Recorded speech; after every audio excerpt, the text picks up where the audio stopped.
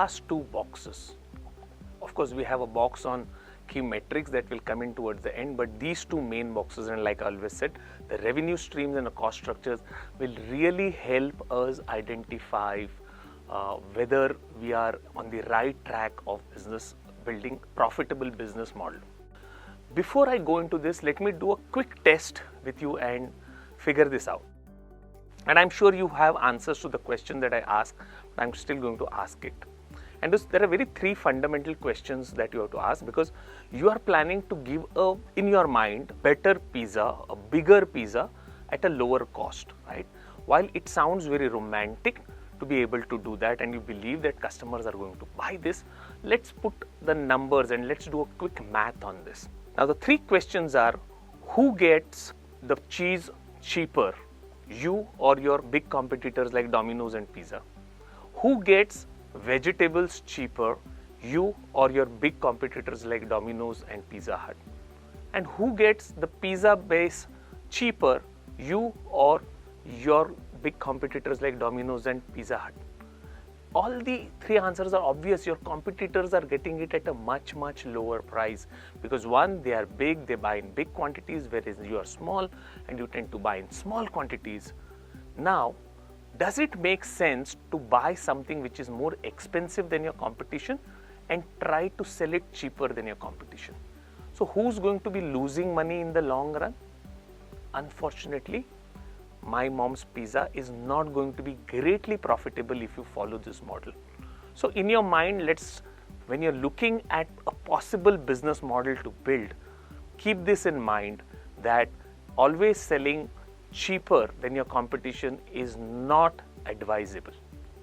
Having said this, let's go and clear up some things in our mind when it comes to revenue streams and when it comes to cost structures.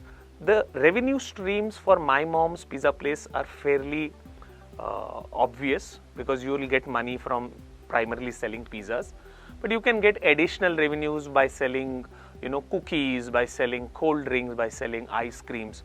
You can also sell some side dishes like chicken wings or breadsticks.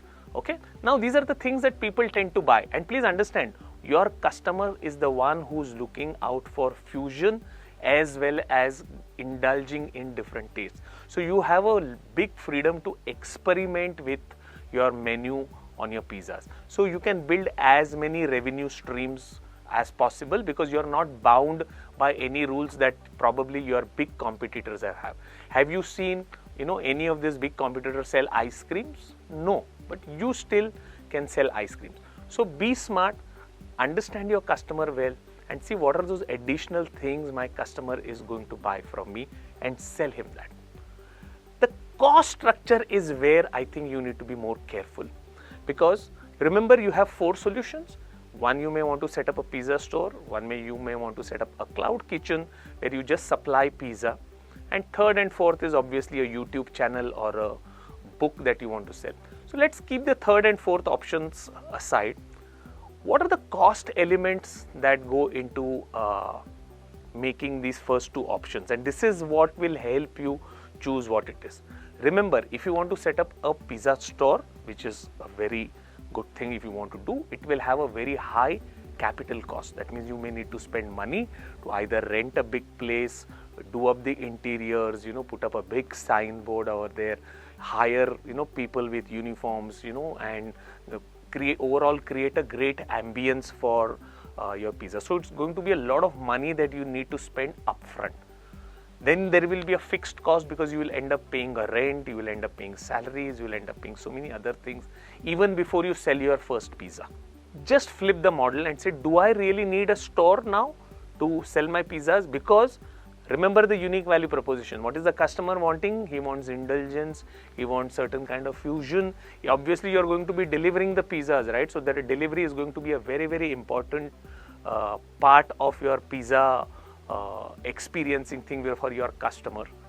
So why not just set up what is called as a cloud kitchen? That means you are available on a Swiggy or a Zomato. You don't really have a store. You somehow magically make pizzas, maybe in your own house using your own home equipment your mother makes, great pizzas, and you just fulfill the orders by delivering the pizzas to your customer. As long as your customer doesn't mind that there is no store and is very happy delivering the pizzas that he has ordered for, you have delivered your unique value proposition. If for chance you need to go into the YouTube channel of letting people know, what are the costs involved over there? There you may need to set up a very modern kitchen with very good filming equipment, professional camera lightings, professional sound. So there is also going to be a cost involved in setting up a YouTube channel. Please understand, it is the experience of watching a channel, because a pizza making channel is going to last for 8 to 10 minutes. If people want to watch an 8 to 10 minute video, then it has to be of an absolute great quality. So you will need a lot of money that you will need to spend to set up this equipment.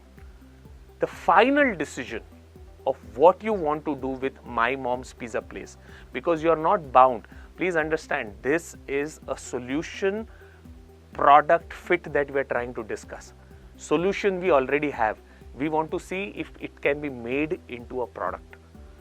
Based on these outcomes, the lean canvas, and this is the beauty of the lean canvas, that it helps you understand your business's success or failure on paper. Okay, without having spent anything, just by putting out all the details, you will be able to figure out which of the 4 solutions is what you want to use for your My Mom's Pizza Place.